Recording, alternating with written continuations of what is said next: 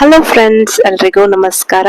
ಎಷ್ಟು ಸಲ ಮಾಡಿದ್ರು ಇಡ್ಲಿ ಸಾಫ್ಟ್ ಆಗಿ ಬರೋದೇ ಇಲ್ವಾ? ಯಾವಾಗ ಹೇಗೆ ಯಾವ ಅಳತೆಯಲ್ಲಿ ಮಾಡಿದ್ರು ಕೂಡ ಇಡ್ಲಿ ಗಟ್ಟಿಯಾಗಿ ಬರ್ತಾ ಇದೆಯಾ? ಈ ಒಂದು ಮೆಥಡ್ ಅನ್ನ ಟ್ರೈ ಮಾಡಿ. ನನ್ನ ಅಮ್ಮ ಮಾಡಿದ ಇಡ್ಲಿ ರೆಸಿಪಿ.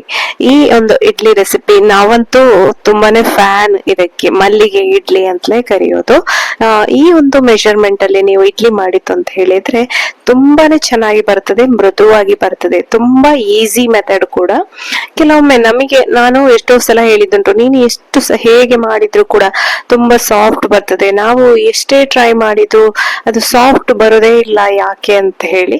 ಅದಕ್ಕೆ ಅವರ ಕೈಯಿಂದಲೇ ಒಂದ್ಸತಿ ಮಾಡಿಸುವ ಅಂತ ಹೇಳಿ ನಾವು ಅವ್ರು ಹೇಗ್ ಮಾಡ್ತಾರೆ ಅನ್ನೋದನ್ನ ವಿಡಿಯೋ ಮಾಡ್ಕೊಂಡು ನೀವು ಕೂಡ ಇಡ್ಲಿ ಮಾಡುವಾಗ ಸಾಫ್ಟ್ ಬರ್ತಾ ಇಲ್ಲ, ಟೇಸ್ಟ್ ಬರ್ತಾ ಇಲ್ಲ ಅಂತಿದ್ರೆ ಈ ಒಂದು ಮೆಥಡ್ ಅನ್ನ ಒಂದ್ಸತಿ ಟ್ರೈ ಮಾಡ್ಬೋದು. ಈಗ ಹೇಗ್ ಮಾಡೋದು ಅಂತೇಳಿ ನೋಡುವ. ಇವರು ಮಾಡುವ ಮೆಥಡ್ ಅಲ್ಲಿ 1 ಗ್ಲಾಸ್ ಅಷ್ಟು ಉದ್ದಿನ ಬೇಳೆಯನ್ನ ತಕೊಂಡಿದ್ದಾರೆ.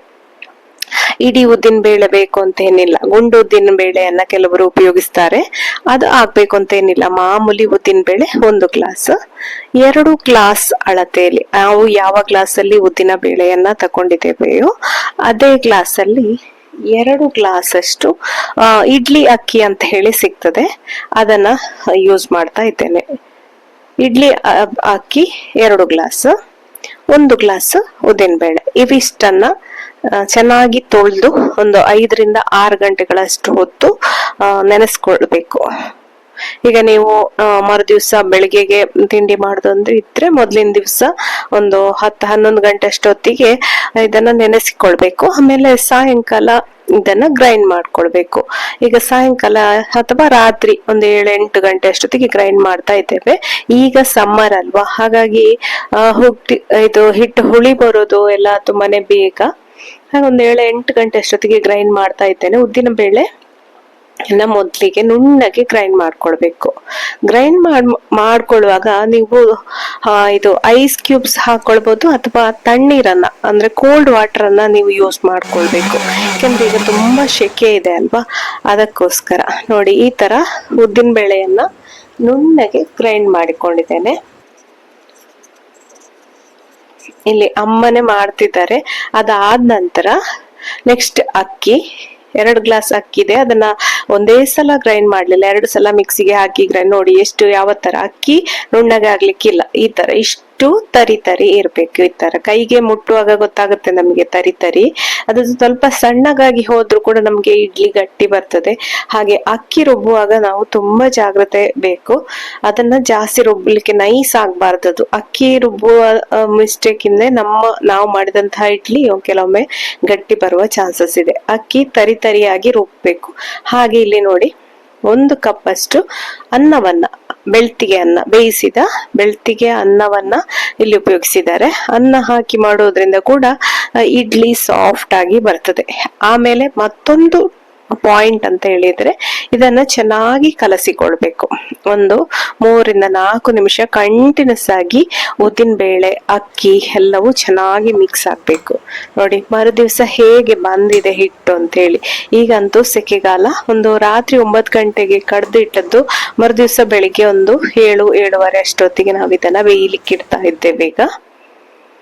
ಇದಕ್ಕೆ ರುಚಿಗೆ ಈಗ ಉಪ್ಪನ್ನ ಹಾಕೊಳ್ತಿದ್ದೇವೆ. ಮಳೆಗಾಲದಲ್ಲಿ ಅಥವಾ ಚಳಿಗಾಲದಲ್ಲಿ ಮಾಡುವಾಗ ನೀವು ಮೊದಲಿನ ದಿವಸ ರುಬ್ಬಿಕೊಂಡ ಕೂಡ್ಲೆ ಉಪ್ಪು ಹಾಕಿ ಮಿಕ್ಸ್ ಮಾಡಿ ಇಟ್ಕೊಳ್ಬಹುದು.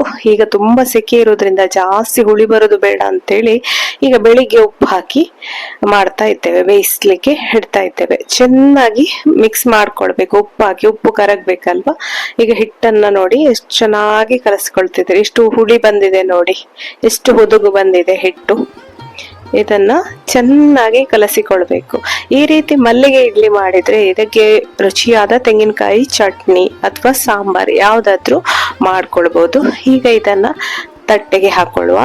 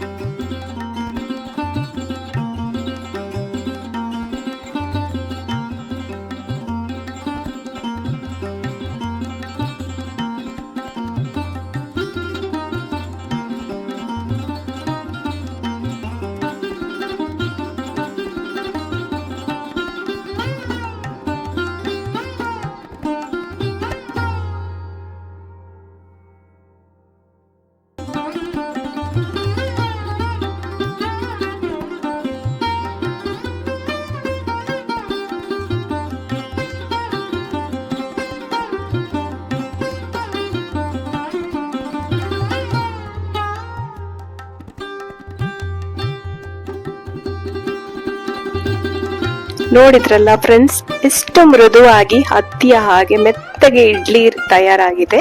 ನಿಮಗೆ ಕೂಡ ಈ ವಿಡಿಯೋ ಇಷ್ಟ ಆದ್ರೆ ಖಂಡಿತ ಲೈಕ್ ಮಾಡಿ. ನೀವು ಕೂಡ ನಿಮ್ಮ ಮನೇಲಿ ಇದೇ ರೀತಿ ಮೆಜರ್ಮೆಂಟ್ ಅಲ್ಲಿ ಮಾಡ್ತೀರಾ? ನಿಮ್ಗೆ ಕೂಡ ಹೀಗೇನೆ ಬಂತಾ, ಅಥವಾ ಇದನ್ನೇ ನೀವು ಒಂದ್ಸತಿ ಟ್ರೈ ಮಾಡಿ ನೋಡಿ ಹೇಗ್ ಬಂತು ಅನ್ನೋದನ್ನ ಕಮೆಂಟ್ ಅಲ್ಲಿ ತಿಳಿಸೋದನ್ನ ಮಾತ್ರ ಮರಿಬೇಡಿ. ಹೀಗೇನೆ ಬೇರೆ ಬೇರೆ ರೆಸಿಪೀಸ್ ಜೊತೆ ನಾನು ಮತ್ತೆ ಬರ್ತೇನೆ. ಅಲ್ಲಿವರೆಗೆ ನಮಸ್ಕಾರ, ಬಾಯ್ ಬಾಯ್, ಟೇಕ್ ಕೇರ್, ಥ್ಯಾಂಕ್ ಯು.